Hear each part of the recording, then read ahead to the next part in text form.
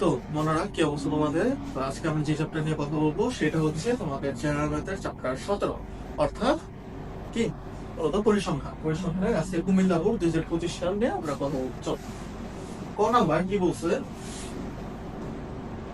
ক নাম্বার এবার বলছে প্রচুরক শ্রেণীর মধ্যবিন্দু নির্ণয় করো। খুবই সহজ জিনিস, তাই না? প্রচুরক শ্রেণীর মধ্যবিন্দু। আচ্ছা, এখানে প্রচুরক শ্রেণী কোনটা বলতো? যেখানে সবচেয়ে বেশি গণসংখ্যা আছে। যেখানে সবচেয়ে বেশি গণসংখ্যা আছে সেটা হচ্ছে কি আবার প্রচুরক শ্রেণী। তাহলে সবচেয়ে বেশি গণসংখ্যা কোনটা? এইটা 18। তাহলে প্রচুরক শ্রেণী।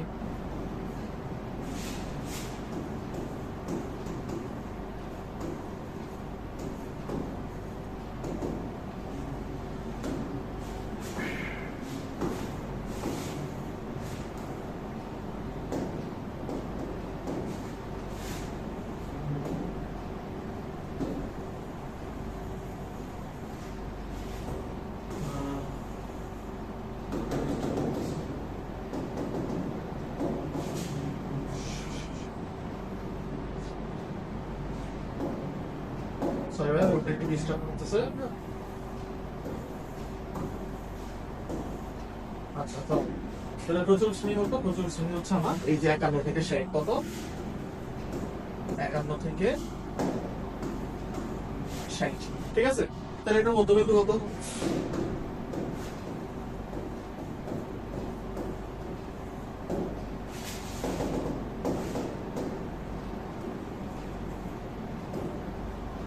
মধ্যবিন্দু কত? মধ্যবিন্দু সূত্র আমরা কি জানি? মধ্যবিন্দু উচ্চ সীমা যোগ নিম্ন সীমা ভাগ 2। উচ্চ সীমা যোগ নিম্ন সীমা ভাগ 2।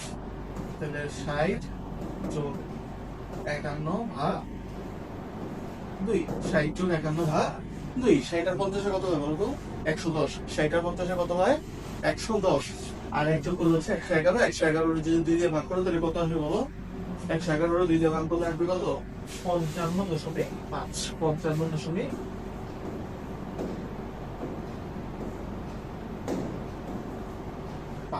ঠিক আছে, এই হচ্ছে উত্তর। সবচেয়ে অনেক সোজা একটা অঙ্ক, খুবই সোজা একটা অঙ্ক। হ্যাঁ, আশা করি এগুলো তোমাদের সমস্যা থাকার কথা না। ঠিক আছে, নেক্সট প্রশ্ন। চলো, বলছে কি সংক্ষিপ্ত পদ্ধতিতে গড় নির্ণয় করো। কি সংক্ষিপ্ত পদ্ধতিতে গড় নির্ণয় করো? আচ্ছা, তাহলে সংক্ষিপ্ত পদ্ধতিতে গড়ের জন্য আমরা অলরেডি জানি। আমরা অলরেডি সূত্র বারবার আমরা দেখতেছি। তাহলে এই সূত্রটা ইউজ করলে হয়ে যাবে। এই সূত্রটা ইউজ করলে আমাদের হয়ে যাচ্ছে। ঠিক আছে, তো এখানে আমাদের কি কি লাগবে? এখানে আমাদের লাগবে হচ্ছে মধ্যমান লাগবে, শ্রেণী মধ্যমান লাগবে, গণসংখ্যা লাগবে, ধাপ বিচ্যুতি লাগবে, আর শ্রেণী ব্যবধান লাগবে। শ্রেণী মধ্যমান লাগবে, গণসংখ্যা লাগবে, ধাপ বিচ্যুতি লাগবে, শ্রেণী ব্যবধান লাগবে। ঠিক আছে, আচ্ছা, তাহলে আমার মধ্যমানটা আগে বের করতে হবে। হ্যাঁ, তাহলে আমি আগে কি বলছি? শ্রেণী ব্যক্তি।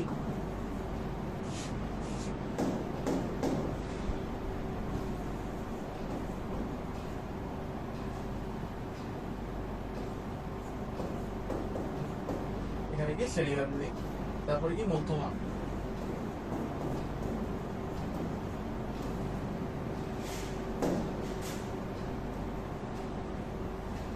ঠিক আছে, তারপরে আমার কি লাগবে? তারপরে আমার লাগবে গণসংখ্যা। ঠিক,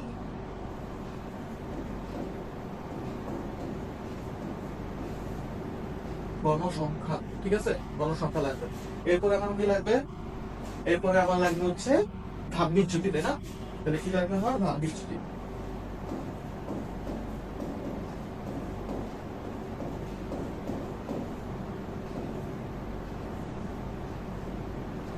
এই পুরো জিনিসটা আমি ছোট করে দিই। হ্যাঁ,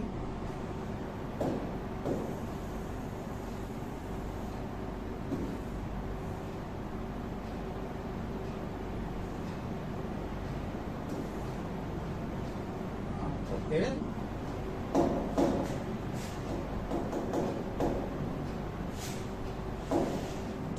আর একটা আমার কি লাগবে? F I into UI. F I into UI, এইগুলো হচ্ছে আমার লাগবে। ঠিক আছে, আচ্ছা, তাহলে শ্রেণী ব্যক্তি কি আছে? 21 থেকে 30। তাহলে 21 31, 21 থেকে 31, তাই না?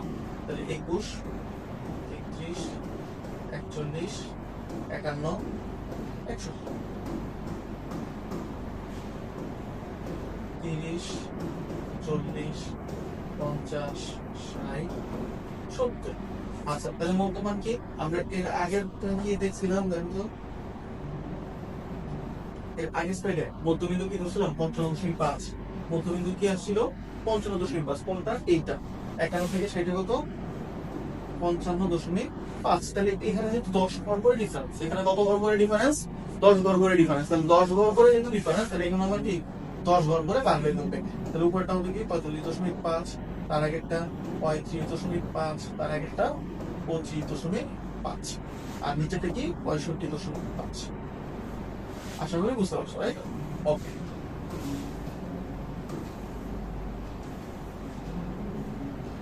আচ্ছা নেক্সট কি আছে আমার গণসংখ্যা মান লেখা আছে 8, 12, 15, 18, 7। 8, 12, 15, 18, 7। ঠিক আছে, ধাপ বিচ্যুতি। এখন আমরা এখান থেকে যে কোনো একটাকে এ ধরে নিব। কি ধরে নিব? এ ধরে নিব কোনটা? মাঝামাঝি কোনো একটা। তাহলে এপাশে দুইটা মাঝখানেরটাকে আমি কি ধরবো? এ ধরবো। কি ধরবো? এ ধরবো। ঠিক আছে, আচ্ছা তাহলে যদি এটা এ ধরি তাহলে এর বরাবরটা কি হবে 0, উপরটা -1, নিচেরটা 1, 2।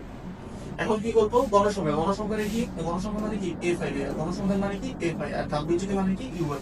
গণসংখ্যা মান হচ্ছে fi, ধাপ বিচ্যুতি মান হচ্ছে uy। তাহলে এখন কি করবো? দুইটা গুণ করবো। কি করবো? দুইটা গুণ করবো। আর 2 গুণে 16, তাহলে কত আসছে? -16।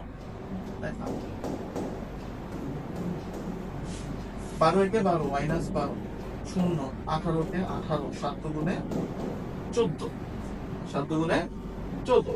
এই হচ্ছে কে, তাহলে total summation of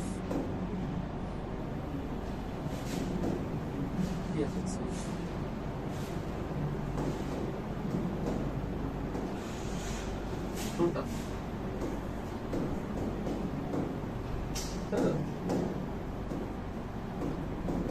summation of fi ui কত আসছে? দেখ 16 আর 12 কত হয়? 26, 28। 16 আর 12 কত হয়? 28। আর 18 আর 14 কত হচ্ছে?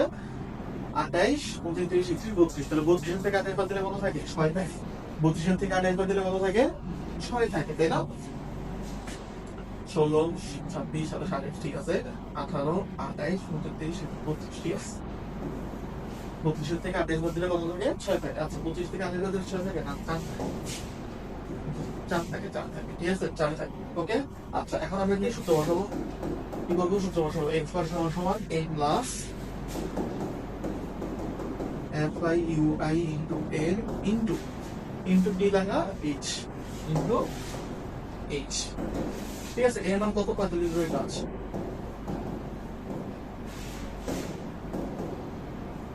প্লাস 4। আর টোটাল গণসংখ্যা কত? টোটাল গণসংখ্যা দেখো 8, 12, 20, 30, 35, 35 আর মধ্যে কত হয়? 35, 45, 53, 53 সাথে 60। ঠিক আছে, ওকে। তাহলে 10 এর তুমি যদি 60 এর কাটো তাহলে কত আসবে? 6 আসবে। 10 এর 60 এর কাটলে কত আসবে? 6 আসবে। আর 4/6 এটাই লিখি 4/6। হ্যাঁ, এখন আমরা যদি একটু হিসাব করি, এটা যদি ক্যালকুলেশন করি তাহলে দেখো 45.5 যোগ 4/6, 4/6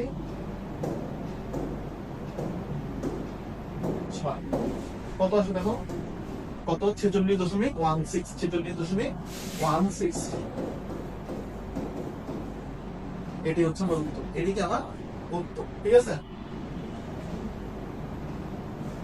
আচ্ছা তাইলে এখন বুঝতে পারছো কারণ আমরা সংক্ষিপ্ত গড়ের সূত্র আগে থেকেই জানি। আমরা যা সূত্র লিখছি, মান বসাইছি, সূত্র লিখছি, মান বসাইছি, আর কিছু করিনি। সূত্র লিখছি আর মান বসাইছি। ওকে, আচ্ছা চলো নেক্সট স্লাইডে বলছে অজীব রেখা অঙ্কন করো। কি বলছে?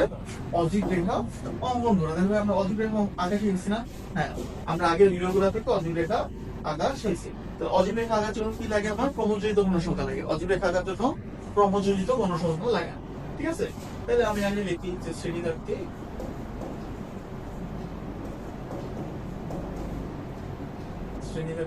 তারপরে কি শ্রেণীব্যক্তি করে কি গণসংখ্যা,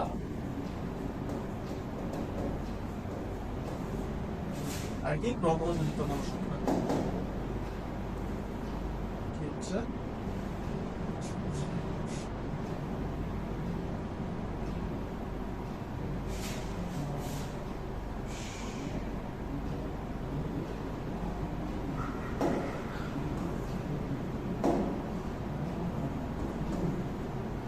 ক্রমযোজিত গণসংখ্যা, ঠিক আছে? আচ্ছা, তাহলে আমার শ্রেণীবিভাগে কি আছে? শ্রেণীবিভাগে আছে হচ্ছে আমার 21 থেকে 61 পর্যন্ত, তাই না? 21, 31, 41, 51, 61, 30, 40, 50, 60, 70। গণসংখ্যাটা কত? 8, 12, 15, 18, 7। 8, 12, 15, 18, 7।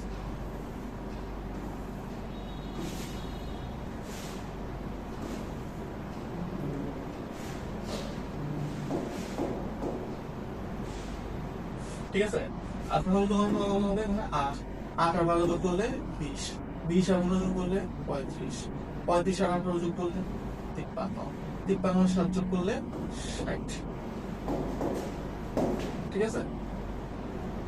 আচ্ছা, এই হচ্ছে আমাদের উত্তর। হ্যাঁ, এটিকে আমাদের উত্তর। ক্রমযুক্ত গণসংখ্যা লেখা শেষ আর ইয়ে লেখা শেষ। ঠিক আছে? আচ্ছা, এবং কি করবো? আমরা বাংলা লেখা লিখবো। কি করবো? বাংলা লেখা লিখবো। আচ্ছা, এত অনেক বোর্ড একটু ঝামেলা হচ্ছে, বুঝছো? বোর্ড একটু ঝামেলা হচ্ছে, ঝামেলাটা তোমরা একটু ম্যানেজ করো না। যেখানে কি ছিল আমার 50 ছিল, তাই না? আর এখানে কি ছিল 31 থেকে 40 ছিল। এখানে হচ্ছে 12, আর এখানে কত ছিল? এখানে 15, এখানে 35, আর এখানে কত? এই জিনিসটা 53। ওকে, আচ্ছা, এখন তো কি ছক কাগজের গুরুত্বপূর্ণ বর্গের এখানে আমার টোটাল ঘর আছে কয়টা বলতো? 10, 20, 30, 40, 50। আমি এখানে দেখবো যে আমার টোটাল ঘর কি 50টা আছে কিনা। আমার টোটাল ঘর 50টা আছে কিনা আমি সেটা দেখবো। ঠিক আছে?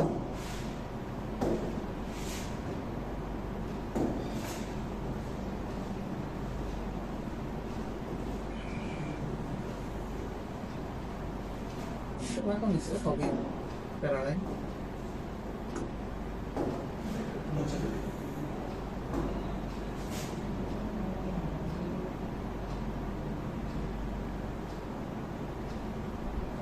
আচ্ছা, আরেকটা যদি কোন জায়গায় দেয়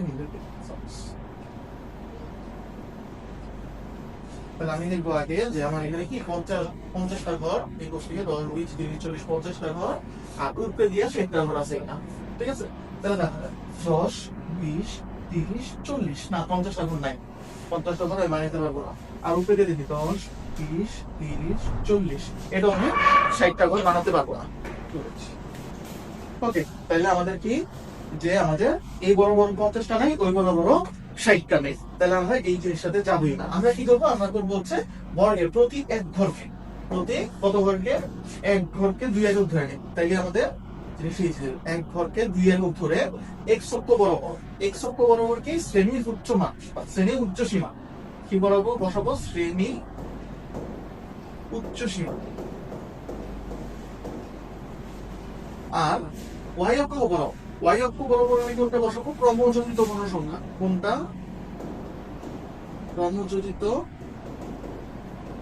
গণসংখ্যা বসাবো। ক্রমযোজিত গণসংখ্যা বসাবো। আচ্ছা, মূল বিন্দু থেকে কত পর্যন্ত? মূল বিন্দু থেকে আমি সাপোজ 21 পর্যন্ত ঘরগুলোকে, মূল বিন্দু থেকে 21 পর্যন্ত ঘরগুলোকে উপস্থিতি বোঝাতে ভাঙা চিহ্ন ব্যবহার করবো। তাই আমি কি ব্যবহার করবো? ভাঙা চিহ্ন ব্যবহার করবো। এখানে আমি ভাঙা চিহ্ন ব্যবহার করলাম কি? মূল বিন্দু থেকে 21 পর্যন্ত স্থান বোঝাতে। ওকে, তারপরে সব যুক্ত করার মাধ্যমে আমি কি করবো? আমি হচ্ছে অজু রেখাকে অঙ্কন করবো। অজি রেখাটি আঁকা হলো। তাহলে চলো মান বসাবো আর ইয়ে করবো। তাহলে এখানে কত? এটা 21, তাই না? এখানে কত? 21, 21 কাটবে না 20 ধরবো। ঠিক আছে? 21 কাটবে কি ধরবো? 20 ধরবো। তাহলে 5 ভাগ করে কি হবে? 30 হবে। 5 ভাগ করে কত? 30। তার 5 ভাগ করে কত? 40। তার 5 ভাগ করে 50।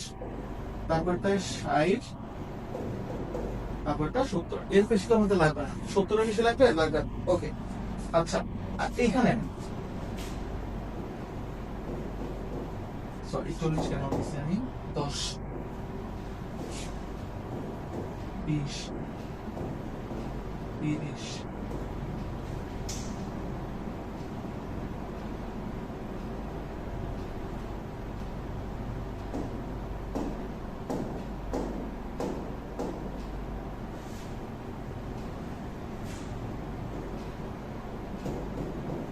40, এটা কত 50, এটা কত 60।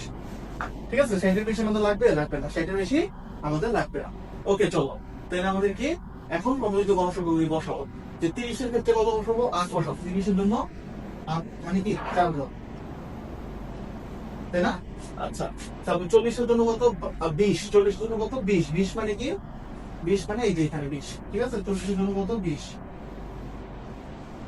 তারপরে 50-এর জন্য কত? 35। 50-এর জন্য কত? 35। তাহলে 35-কে 2 দিয়ে ভাগ করলে কত আসে? 17.5, তাই না? 17.5। তাহলে সবসময় মনে গিয়ে বসো। আচ্ছা সরি, 35 এই যে 30 আর অর্ধেক। 30-এর পরে অর্ধেক গেল, 30 পর্যন্ত গেল, এই যে 30। তারপরে কি অর্ধেক? অর্ধেক মানে 3 জায়গায় কত একটা। ঠিক আছে, আচ্ছা।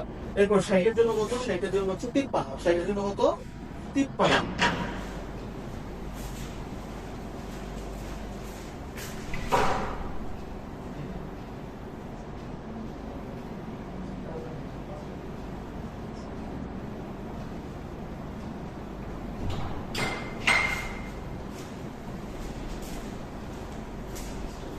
আচ্ছা, তারপর কি 60-এর জন্য কত? 53।